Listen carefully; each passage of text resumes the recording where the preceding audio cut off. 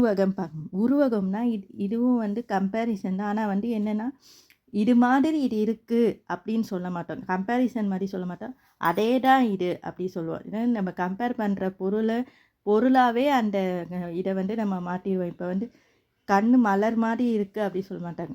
விழி மலர், கண்ணே வந்து பூ தான் அப்படி சொல்லுவாங்க. இப்போ எக்ஸாம்பிள் பார்த்தீங்கன்னா முகமதி அப்படின்னா நி நிலா மாதிரி முகம்னு சொன்னால் உவமை.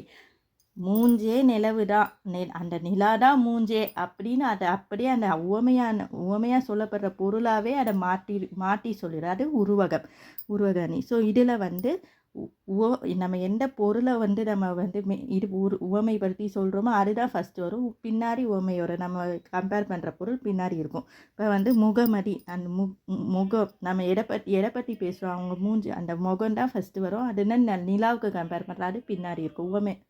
உவமை வந்து பின்னாடி இருக்கும். ஸோ நம்ம அந்த உவமை கம்பேரிசன் பண்ணல, அதே தான் அது அவங்க மூஞ்சே நிலவு தான் அப்படின்னு சொல்கிறது உருவகம்.